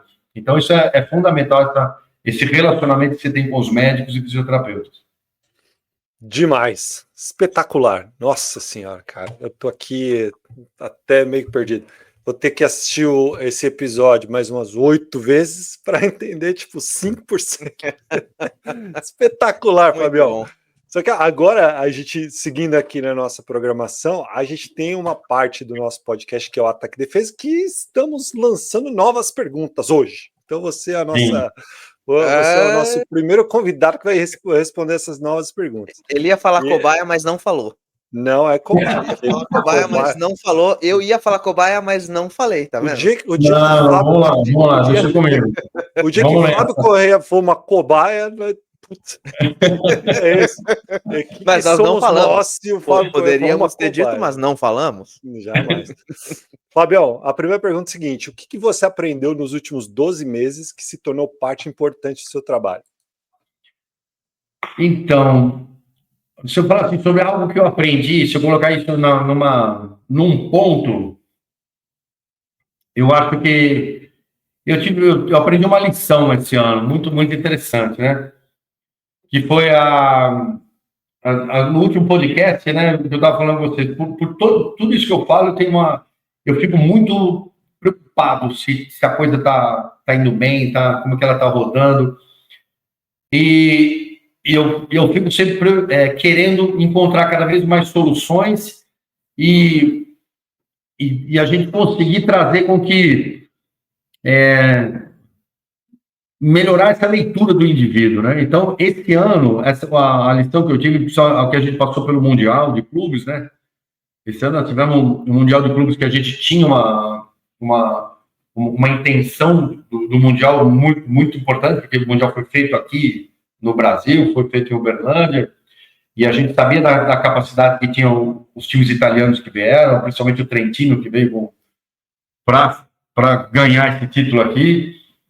E a gente conquistou um título muito importante, muito suado, que esse ano foi uma temporada muito interessante para mim, né? E uma coisa que me trouxe de aprendizado, de lição, e que eu aprendi com um cara que chama-se Roberley Leonardo, né? Com o Rubinho, a questão da convicção. A gente não pode perder a convicção. Nós vamos ser tomados por momentos de insegurança, e eu sou um cara desse. Vamos ser tomados por momentos de dúvida e tal. Tenha convicção. Vai na sua convicção, vai naquilo onde você tem a pisada firme, onde você tem um entendimento firme, e vai com força ali, porque isso vai te trazer resultado, porque, lógico, você vai ter convicção a partir daquilo que você... em cima de um alicerce bem construído, certo? Quando eu falei pisado, até foi bom usar o alicerce também. Você precisa ter um alicerce bem construído, que eu acabei de falar, conceito de corpo, estratégias de trabalho, você ter uma leitura muito importante do indivíduo, para que você entenda o indivíduo no conceito de corpo que você tem e criar estratégias para você resolver os problemas dele, para que ele está lá dentro, com a bola. Então, isso sempre foi o meu alicerce principal. Então, às vezes, né, eu começava a pensar, puxa vida, essa equipe é fortíssima, e a situação ir lá, e aqui vai ser difícil, e nós estamos jogando 6 campeonatos esse ano, e aqui essa competição são jogos seguidos, e vai sempre ter uma convicção do seu trabalho, do que você está fazendo. Isso foi uma lição muito grande para mim dessa temporada. E olha que a gente já, nos 30 anos de carreira, a gente já viveu muita coisa, muita dificuldade, né? Mas, puxa vida, como valeu a pena nessa temporada eu permanecer convicto nas minhas decisões, nas minhas ideias, nos meus conceitos. Acho que foi fundamental isso esse ano, entendeu? E uma felicidade muito grande, né? De ver um Mundial que a gente disputou, onde a gente teve apenas uma troca e o Trentino ficou rodando jogadores. E eu ver, por exemplo, a gente terminar a temporada, os playoffs de forma excelente.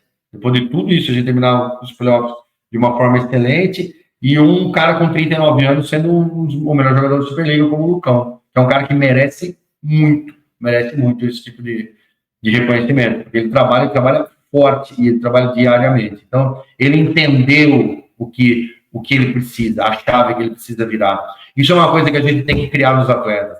Uma cultura física interessante para que eles saibam o que eles têm que fazer para estar bem estruturados e eles virarem a chave de entender que eles precisam se cuidar durante todo o tempo. Não aquela verborragia de se cuidar, não. Precisam entender o que o corpo deles pede para eles estarem lá dentro de forma segura, saudável, bem organizados, bem estruturados para treinar o tempo todo, para estar lá dentro e com uma longevidade boa, né, na modalidade no esporte. Espetacular. Muito, muito bom. Feijão, eu vou inverter as duas próximas perguntas, hein? Eu vou inverter, tá bom? Eu vou fazer a sua, você faz a minha. Tá Fabião, o que você acha que a gente devia ter perguntado e não perguntamos? Ou, baseado nisso, que é tudo que a gente conversou, o que você acha que quem está assistindo a gente precisa saber e a gente ainda não falou? Eu acho que uma coisa que a gente pode comentar, se vocês me permitem, eu vou olhando só o reloginho aqui, para assim, o Feijão vai falar assim, Fábio, aqui, ó. Vai tranquilo, vai tranquilo. Um conceito que é fundamental, que acho que é muito importante, a gente lá atrás, antes de começar com tudo, chama-se cognição encarnada. Eu acho que no inglês, né, embodied, né, o atleta precisa entender isso. Porque, até me arrepia falar disso, eu acho isso tão um tesão. O atleta, a gente nasce com isso, aí hoje em dia, a gente está deixando esse livro em branco porque a gente está perdendo essa coisa nata e a gente tem que recuperar enquanto profissionais, a gente conseguir operacionalizar isso, seja na pedagogia de rua, seja nas nossas estratégias de treinamento, que eu comentei, do FAI, do arquivo. A cognição encarnada nada mais é que nem, por exemplo, tem um vídeo lindo que eu coloco quando eu vou dar aula nos cursos, é de um bebezinho, a gente nasce com isso. Ninguém fala para o bebê, estende mais o cotovelo, abre mais a mão para você pegar sua girafinha, sabe, seu brinquedinho. A gente não fala, a sua perna direita não está muito legal para você engatinhar. Ninguém fala isso para o bebê. Por que na hora do esporte a gente tem que falar assim, né? Para ele ensinar. O bebezinho, você coloca, ele está deitado lá no chão, você coloca uma girafinha aqui, um brinquedinho aqui, ó. Na hora que ele tiver o contato visual, ele vai resolver tudo. Ninguém precisa falar nada.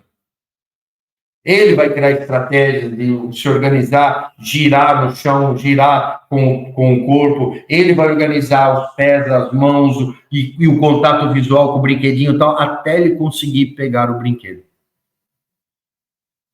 A gente nasce com essa inteligência. Em que momento isso se perde para a gente chegar lá no esporte e a gente perceber que a gente deixa de lado esse tipo de conhecimento.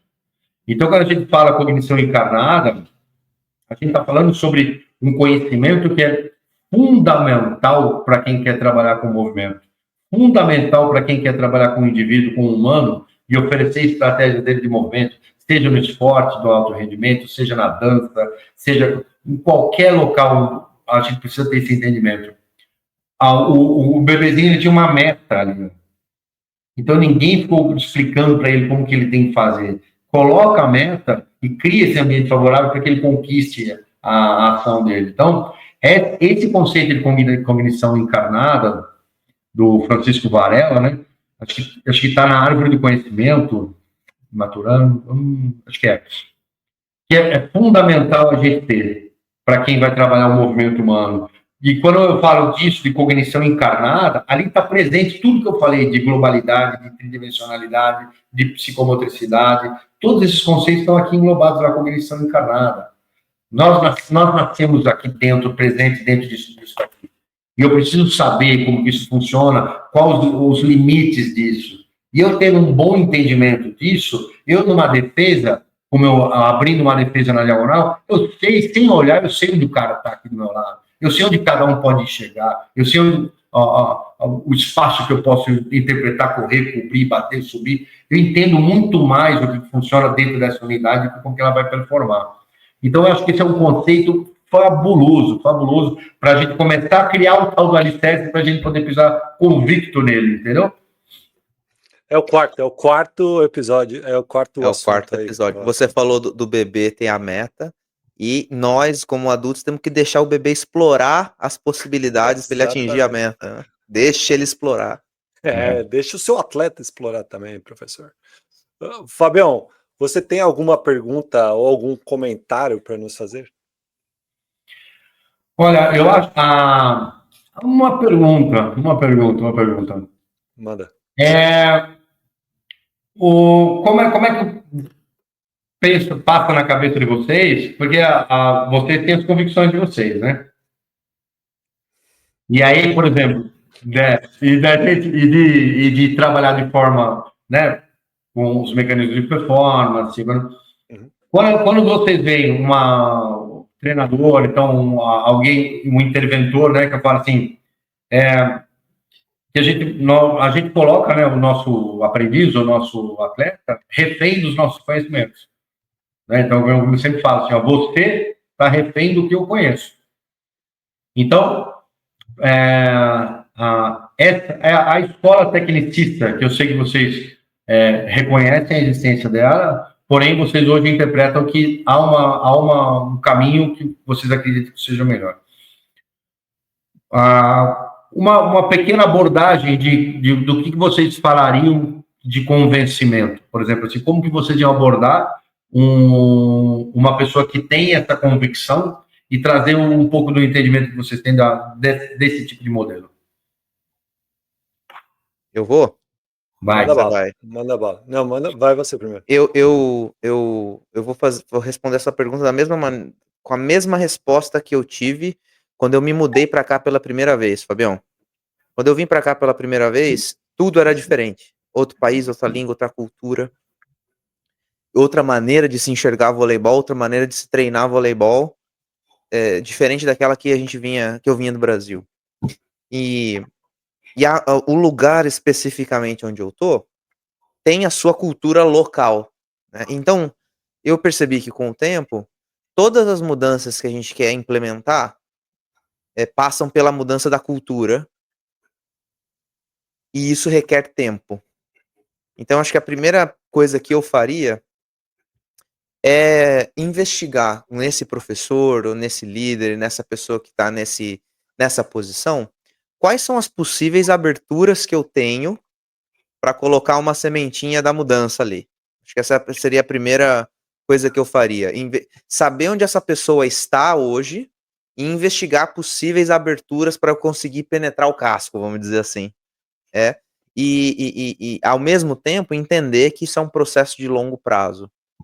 Porque daí, conforme você vai implementando essas mudanças aos pouquinhos, onde for possível, os resultados vão falar muito mais do que qualquer argumento que eu poderia dar com uma aula, ou com uma conversa, ou com um café, né? Então, acho que essa tem sido a minha estratégia ao longo desses quase 10 anos aqui, é justamente isso.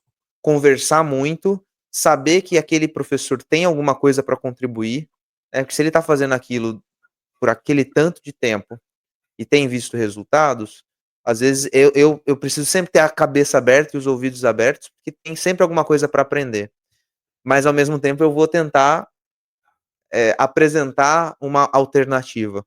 Então, que seja começar por um exercício no aquecimento.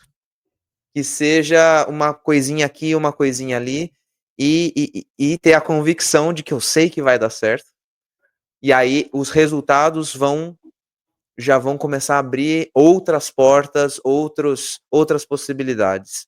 Eu acho que é meio por aí que a minha experiência aqui, trabalhando com a base. Para mim, Fabião, eu acho que eu usaria o meu próprio exemplo. Me usaria como exemplo para convencer esse profissional a seguir, trilhar o caminho que eu trilhei e dar os passos que eu dei para aprender mais, para ter mais resultados. Quando eu estava seguindo uma outra metodologia, eu talvez tinha muito menos resultados do que eu tenho hoje. E os times que eu trabalhei nos últimos anos tiveram muito mais resultados, muito por causa das metodologias que foram implementadas, que eram diferentes das metodologias mais prescritivas que eu usava no passado. Então, se eu pegar todos os resultados mesmo em termos de performance dos meus times e falar, ó, foi muito por causa disso. E aí eu ia correlacionar com outros assuntos que eu também estudo, né? Que as pessoas que eu me relaciono aqui, que produzem muitos conteúdos como a gente tenta produzir aqui, o nosso próprio conteúdo que a gente traz outras pessoas que dão depoimentos que vão alicerçar essa nossa opinião, essa nossa atitude de realmente ir buscar a mudança e aí tentar convencer essa pessoa a trilhar esse mesmo caminho. Como o Peter falou, é difícil, é um formiguinha, é passo de formiguinha, e é difícil quebrar paradigmas que já estão muito solidificados na cabeça de profissionais que talvez tenham tido muito sucesso ou ainda têm muito sucesso, né? Mas o sucesso uma hora acaba e as dinastias uma hora caem, muito porque outras pessoas se adaptam a outras metodologias que se tornam melhores. Essa é a verdade. Então, é um conjunto de várias coisas, assim, eu acho que é muito complicado. E eu vou muito pelo lado da liderança também, que analisa não só as metodologias pelo aspecto técnico, mas pelo aspecto comportamental também. Só queria fazer um complemento, Fabião, e aí eu sempre falo, independente de se a pessoa com quem que eu estou falando vai me ouvir ou não, eu falo isso em quase todas as minhas aparições nas redes sociais, é para pedir para a pessoa continuar estudando. E não é porque é um bordão, não é nada disso não, porque se eu conseguir chegar a esse conteúdo, ou essas metodologias novas, mais eficientes, é de ser o curioso, né? E de continuar perguntando para as pessoas e continuar estudando, e em algum momento essa pessoa vai entrar em contato se ela continuar procurando estudando. Se a gente parar de estudar, não existe quem vai te convencer de alguma coisa nova, né? Então, acho que são essas duas coisas, né?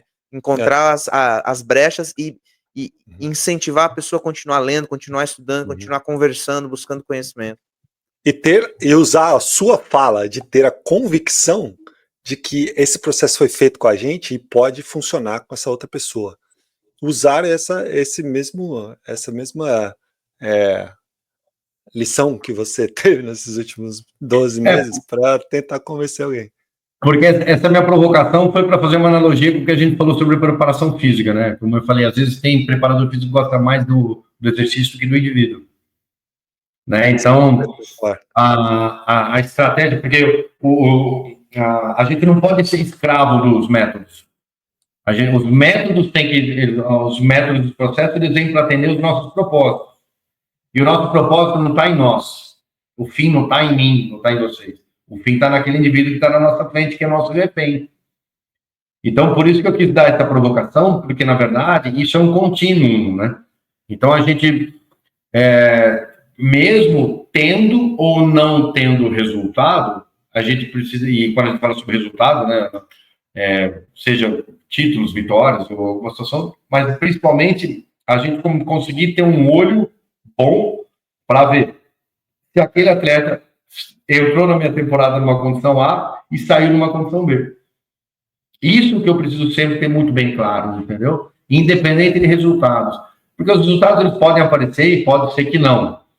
Mas, ao mesmo tempo, de eu ter a clara convicção, o claro entendimento de que realmente eu estou intervindo na mudança. Com que aquele atleta, aquele aprendiz, aquele meu jogador, ele realmente está sabendo jogar cada vez melhor o voleibol. Então, isso que eu acho que é importante da gente colocar, para que a gente, e por mais que a gente acredite nesse tipo de método, há a possibilidade de a gente se aventurar no método de quem a gente não acredita tanto, né? Às vezes será que o trabalho técnico também não pode trazer alguma coisa? Sem dúvida. Isso vai ser sempre colocado para nós, que tem essa que tem uma outra convicção. Então, mas ao mesmo tempo a gente não perder que o método ele serve para atingir os propósitos. Então, primeiro eu preciso saber qual é a minha meta, qual é o meu propósito, para eu escolher os meus métodos, entendeu? As minhas estratégias. Então, eu não ficar fixo no método, no meu processo. Eu ficar fixo no indivíduo e na reflexão que ele vai me trazer sobre qual é o desafio para eu resolver o problema dele. Maravilhoso. Muito bom. Uau. Vamos lá, Fabião. Essa é a última pergunta agora, que é a pergunta de sempre. Recomenda pra gente, então, sugira, por favor, mais 2 pessoas pra gente continuar, pra vir aqui, pra gente continuar fazendo esse canal crescer, esse programa crescer.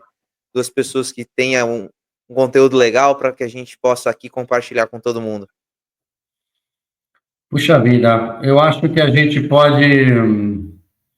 Eu acho que um deles, que eu acho que já foi citado, que seria o professor Hermes Balbino, que é o psicólogo, né? Trabalhou comigo. Grande Hermes. E eu posso contar uma coisa, uma curiosidade? O Hermes, ele foi preparador físico da Seleção Brasileira de Basquetebol Feminino, campeão mundial, né? Com a Hortência, com a Paula, né?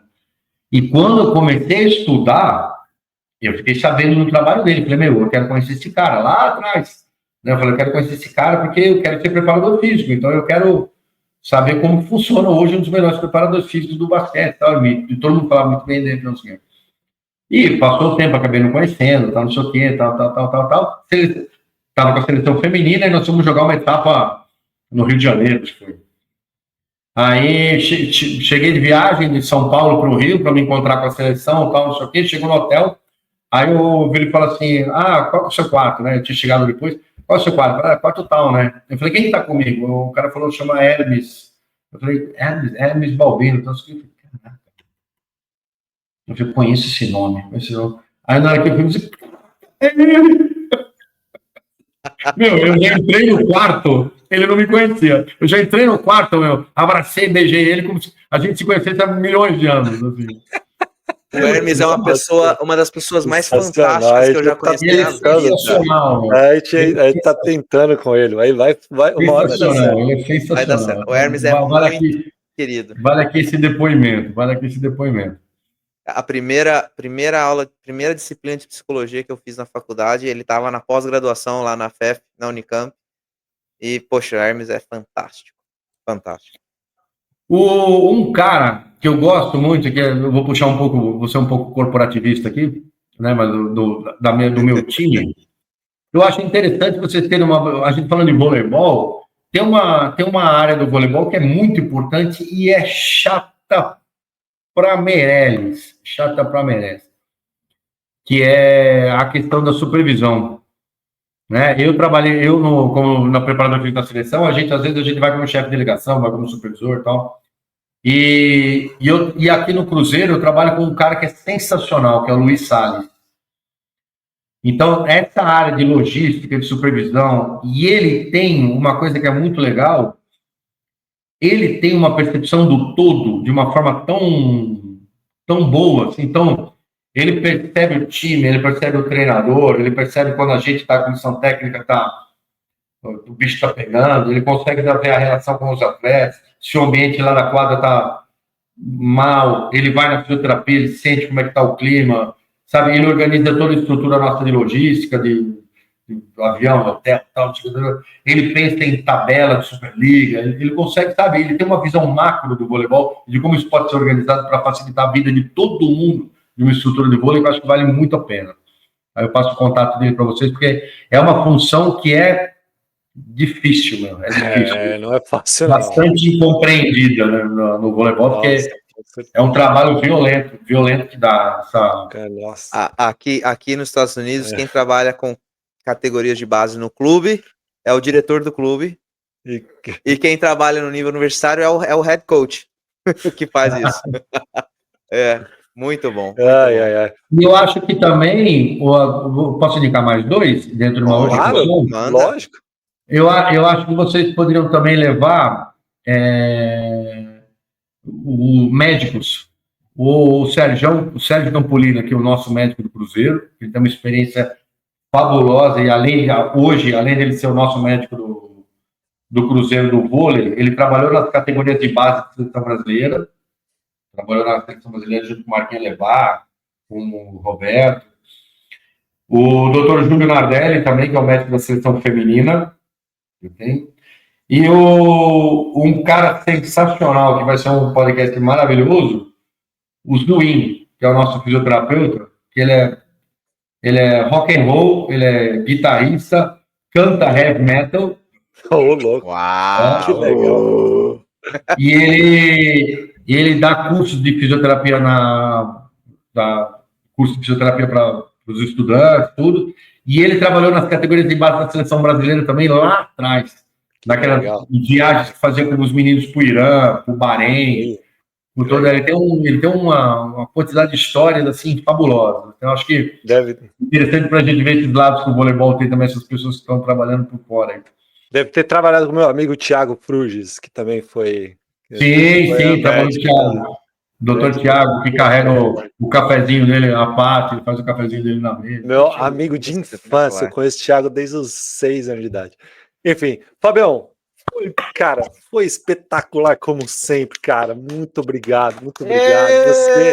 O Fabião não precisa, cara, se eu ficar aqui rasgando elogios, vai ser para sempre, porque ele é cadê o crachá dele? Uma unanimidade. Ele já é sócio do nosso podcast aqui, do nosso programa e, porra, e vai voltar muitas outras vezes. Fabião, obrigado, cara. Obrigado mesmo, foi espetacular. Você é uma unanimidade, cara. Você um poço de conhecimento. Toda vez que a gente conversa, a gente aprende pra caramba. E a sua humildade e generosidade com a gente é assim, inexplicável. Muito obrigado, meu irmão. Gratidão eterna por você, cara. Eu vou falar mais uma vez que a nossa profissão de professor de educação física, e eu já falei isso uma vez, muitas vezes passa como um subemprego.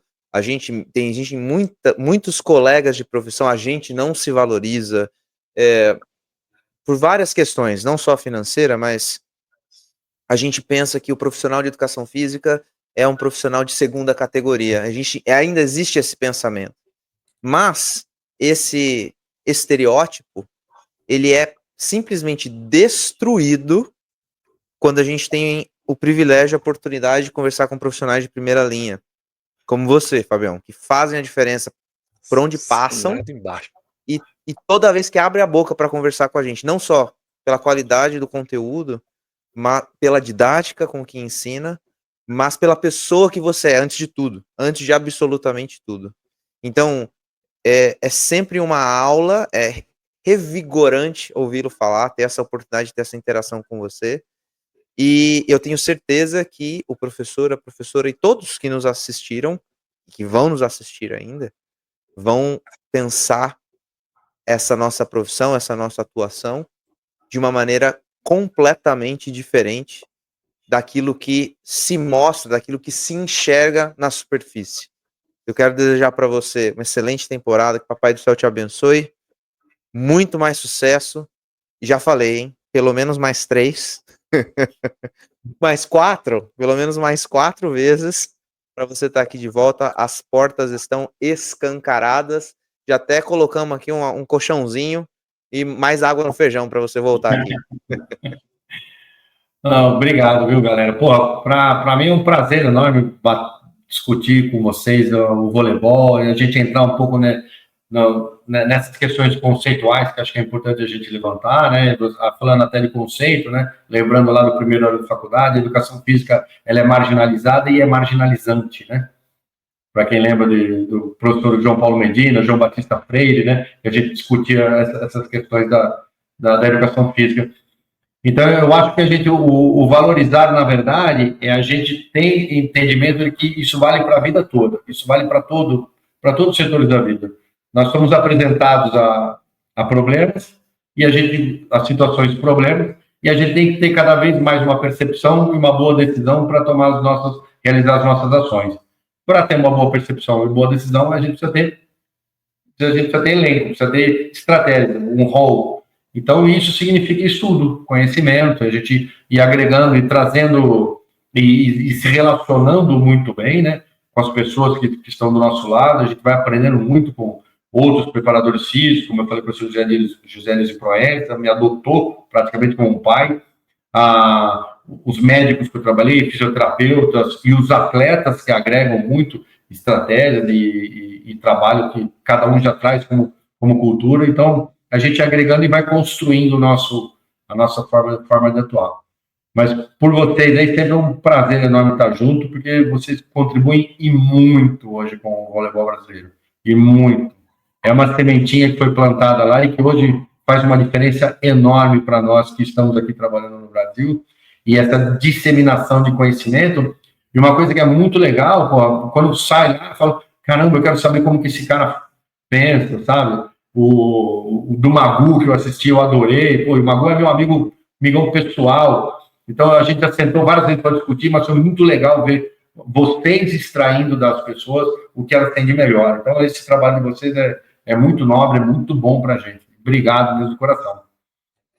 Pô, a gente que agradece, a gente está aqui de primeira mão escutando, tendo todas essas lições, e todo mundo que está nos assistindo também tem agora. Valeu, Fabião. Cara, sucesso, a gente é teu fã número 0. Isso aí. Galera, para quem acompanhou até aqui, muito obrigado. Lembre-se aí de acompanhar o nosso querido GG através da Team GM, que é nosso apoiador aqui. O Lucas Negrin, se você quiser vir para os Estados Unidos de maneira legal, explorar um dos... Quantos caminhos, Peter Bristotti? 187 possíveis caminhos, hein? É coisa. Coisa pra caramba. E, por favor, acesse o QR Code aí do nosso curso, o DNA do Líder Esportivo, que eu e o Peter Bristotti gravamos com muito carinho e tem bastante conhecimento lá. Não tanto quanto o Fábio Correia, mas tem um pouquinho lá. Tem muito do Fábio Correia no Tem nosso muito curso, de inclusive. Fábio Correia lá, exatamente. É isso aí. Galera, Valeu. é isso aí, ó. Vem aqui no YouTube, deixa o comentário aqui embaixo, curte, compartilha e volta para conferir o próximo. É isso aí. Valeu, galera. Até o próximo. Obrigado. E a partir de hoje a gente está lançando o nosso curso, o DNA do Líder Esportivo. É isso aí, é um curso onde você vai aprender 6 habilidades fundamentais para inspirar atletas, formar equipes vencedoras, deixar sua marca no esporte. Esse curso aqui é para você construir o seu legado no esporte. Exatamente. E para quem que é esse curso? Esse curso é para técnicos, coordenadores de programas esportivos, ex-atletas, se você quer iniciar uma carreira de sucesso como treinador, como técnico, professores e professoras de educação física que querem se aprofundar na gestão de equipes esportivas e profissionais em geral, que sonham em deixar um legado no esporte. Líderes esportivos, profissionais do esporte, assistente técnico, preparador físico, atleta, professor, professora, esse curso é para você. É isso aí, a gente quer que, através desse curso, você desbloqueie o verdadeiro potencial da sua liderança. Aqui você vai aprender muito mais do que protocolos, você vai aprender a desenvolver seu pensamento crítico, aprender a planejar treinos com intenção, propósito, adaptar esses treinos também à sua realidade. Você vai entender como que o atleta aprende, uma parte muito importante é a aprendizagem motora. Você vai se tornar um professor muito mais completo, reflexivo, preparado, e você vai poder criar suas próprias dinâmicas. A gente não quer que você repita o que está por aí, a gente quer que você crie as suas próprias metodologias, tá certo? Então, aqui você vai descobrir como conectar teoria com prática da base e do alto nível, sempre eu falando um pouquinho mais em relação ao alto nível e o Peter falando em relação à base, e a gente tem muitos módulos desse curso que vão fazer você ter esse tipo de ferramenta. No final do curso, então a gente espera que você tenha autonomia, uma visão estratégica para liderar suas equipes, que você seja capaz de identificar e desenvolver os talentos com equipes de alta performance. E aí nós não estamos falando somente do altíssimo nível, não. Você pode ter uma alta performance nas categorias de base também, a gente vai falar muito sobre isso nesse curso. A gente quer que você deixe um legado de valor como técnico, como gestor, que você seja reconhecido, reconhecida pela sua excelência profissional. As metodologias são extremamente atualizadas e a gente quer que você otimize o seu desempenho, o desempenho dos seus atletas, de forma que você seja capaz também de trazer decisões táticas precisas e que sejam muito eficientes lá em momentos críticos do jogo. Não espere mais para adquirir esse curso e para construir um legado que vai durar muito tempo. É isso aí. E a gente tem um cronograma de aulas que são 6 módulos básicos que vão falar de liderança, planejamento, aprendizagem motora, aspectos táticos, estatística e um módulo extra que é de voleibol de praia, que também vai te dar muitas ferramentas para você trabalhar com todos os seus atletas em todos esses âmbitos. E a gente gosta de falar das nossas teorias de uma maneira holística. Tudo está conectado, uma coisa está conectada com a outra. Então, se você tiver interesse de participar desse curso, acesse o QR Code, acessa o link que está na descrição desse vídeo e adquira já esse curso que você não vai se arrepender. E aí você vai passar mais de 12 horas comigo e Peter Bristotti dentro do curso. Certo, Peter? É isso daí. É um privilégio estar aqui com você. A gente vai aprender junto nesse curso. Vem com a gente. É isso aí, a gente te vê do lado de dentro.